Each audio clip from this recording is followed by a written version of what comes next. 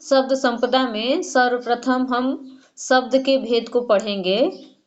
शब्द के जो भेद होते हैं उनके मुख्यतः 4 आधार माने गए हैं।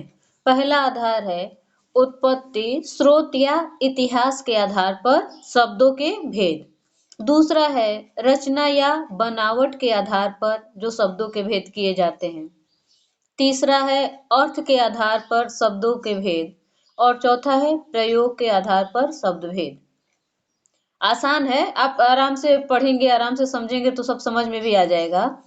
पहला जो भाग है उत्पत्ति, स्रोत या इतिहास के आधार पे शब्द कितने प्रकार के होते हैं, लगभग आप सबको जानकारी भी है। इसके 4 भाग होते हैं, उत्पत्ति के आधार पर, इतिहास के आधार पर या स्रोत के आधार पर। तो शब्द 4 प्रकार के होते हैं, तद्भव, तत्सम, देशज और आगत। सबसे पहला होता है तत्सम। तत्सम मतलब वे शब्द जो संस्कृत से सीधे सीधे हिंदी में आ गए हैं। जैसे आप संस्कृत के शब्दों का प्रयोग करते हैं और बताते हैं कि ये तत्सम शब्द हैं, जैसे श्रृंखला हो गया, अवस्था हो गया, इस तरह के जो शब्द हैं वे तत्सम शब्द कहलाते हैं। तद्भव शब्द वे शब्द होते हैं जो तत्सम से ही आते हैं, संस्कृत से ही आते हैं, किंतु हम हिंदी में उसका रूपांतरण कर देते हैं, उसी का कुछ अलग अर्थ निकाल लेते हैं। जैसे संस्कृत का एक तत्सम शब्द है अश्रु, उसको जब हम तद्भव बनाते हैं तो अश्रु का आंसू हो जाता है, ये तद्भव रूप है।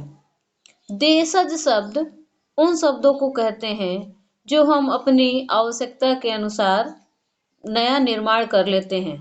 जैसे भोजन के समय खाना वाना, पानी वानी। तो पानी तो समझ में आ रहा है, वानी जो है लोटा ओटा। इस तरह के जिन शब्दों को हम सहायक रूप में प्रयुक्त करते हैं वे देशज शब्द कहलाते हैं। इस उत्पत्ति के आधार पे शब्दों का जो विभाजन किया गया उसमें जो अंतिम है आगत या विदेशज शब्द, इसके कई भाग हैं। फ्रेंच भाषा के शब्द हैं, अंग्रेजी भाषा के शब्द हैं, डच भाषा के शब्द हैं, पुर्तगाली भाषा के शब्द हैं, फारसी भाषा के शब्द हैं, उर्दू भाषा के शब्द हैं और अरबी भाषा के। इतनी भाषाओं के शब्दों को हिंदी ने अपने अंदर समाहित कर रखा है और इस पे विस्तार से आपको दीर्घ प्रश्न का उत्तर भी लिखना होगा। तो लिखवाने वाला काम हम क्लास में नहीं करेंगे, हम नोट्स भेज देंगे, उससे आप लिख लीजिएगा, क्लास में सिर्फ पढ़ाई करिएगा। इस पहले भाग में किसी को कुछ नहीं समझ में आया हो तो पूछिए। पहला वाला पार्ट जो है उत्पत्ति या स्रोत के आधार पर जो शब्दों के भेद किए गए हैं, तत्सम, तद्भव, देशज और विदेशज, इसमें से कुछ ऐसा है जो आपकी समझ में नहीं आया है? पूरा समझ रहे हैं आप लोग? देखिए दूसरा जो है रचना बनावट के आधार पर। रचना के आधार पे जैसे शब्दों की रचना जो की जाती है वह किन आधार पे की जाती है, उसमें शब्द 3 प्रकार के होते हैं और ये काव्य शास्त्र का आपका एक चैप्टर भी है शब्द शक्तियां, उसमें भी आपको पढ़ना है। रचना के आधार पर या बनावट के आधार पर शब्द मूलतः 3 प्रकार के होते हैं, रूढ़, यौगिक और योग रूढ़। क्लास में संभवतः इसकी चर्चा भी हुई थी। रूढ़ शब्द वे शब्द होते हैं जो किसी वस्तु, व्यक्ति, स्थान या किसी काल विशेष के लिए प्रचलित हो जाते हैं। जैसे हम पुस्तक हाथ में लेंगे तो पुस्तक को पुस्तक ही कहेंगे। पेन हाथ में है, हम भी पेन कहेंगे और पेन को देख करके आप भी उसको पेन ही कहेंगे। तो इस तरह के जो रूढ़ शब्द हैं जिनके लिए एक ही शब्द प्रचलित है वे शब्द रूढ़ शब्दों में आ जाते हैं। सूर्य, चंद्रमा, पानी, हवा, इस तरह के जितने भी शब्द हैं। यौगिक शब्द रूढ़ और योग रूढ़ से मिल करके बनते हैं। जो 2 शब्दों के मिल करके जो बनते हैं उनको यौगिक शब्द कहा जाता है। जैसे राजपुत्र, संभवतः मैंने क्लास में आप लोग को बताया था। राजपुत्र, अगर एक शब्द है इसका विभाजन करें राज धन पुत्र, तो राज का अर्थ संपत्ति हो गया, स्वामित्व हो गया, और पुत्र का अर्थ संतान या बेटा।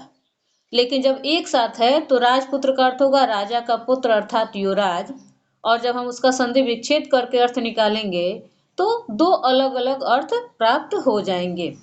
ऐसे शब्दों को यौगिक शब्द कहा जाता है। तीसरा है योग रूढ़। वे शब्द जिनको योग से कुछ अलग अर्थ निकलता है लेकिन वह किसी और अर्थ में रूढ़ हो गए हैं, प्रसिद्ध हो गए हैं, प्रचलित हो गए हैं, उन्हें योग रूढ़ शब्द कहते हैं। जैसे पंकज, अगर हम इसका संधि विच्छेद करें तो पंक धन ज, अर्थात पंक माने कीचड़, ज माने जन्म लेने वाला। तो जो कीचड़ में जन्म लेगा उसे पंकज कहेंगे। लेकिन हम आप सभी जानते हैं कि पंकज शब्द कमल के पर्यायवाची के रूप में रूढ़ हो चुका है, इसलिए हम योग रूढ़ में पंकज को पढ़ते हैं। इसमें कोई दिक्कत? सबको समझ में आ रहा है? देखिए, तीसरा जो आधार है कि अर्थ के आधार पर शब्दों के जो भेद किए जाते हैं वे 4 प्रकार के हैं। एकार्थी शब्द, अनेकार्थी शब्द, समानार्थी शब्द और विपरीतार्थी शब्द। एकार्थी का अर्थ संभवतः आप लोग नहीं समझ रहे होंगे, है ना?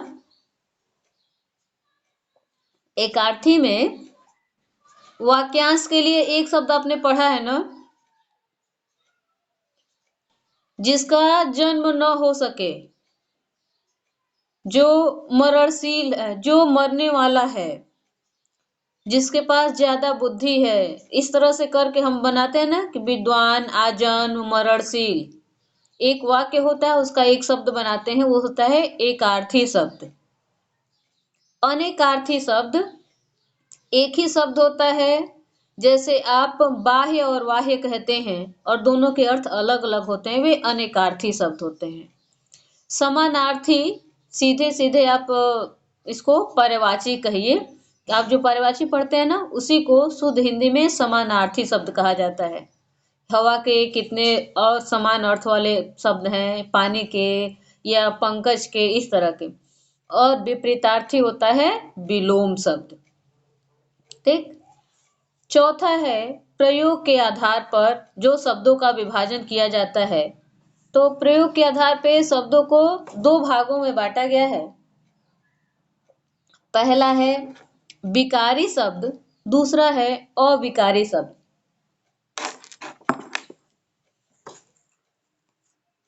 विकारी शब्द में 4 शब्द आते हैं: संज्ञा, सर्वनाम, क्रिया और विशेषण।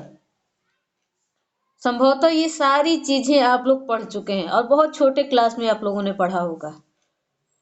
संज्ञा के भेद, सर्वनाम के भेद, क्रिया के भेद और विशेषण के भेद, चारों इसके अंतर्गत ही आ जाते हैं।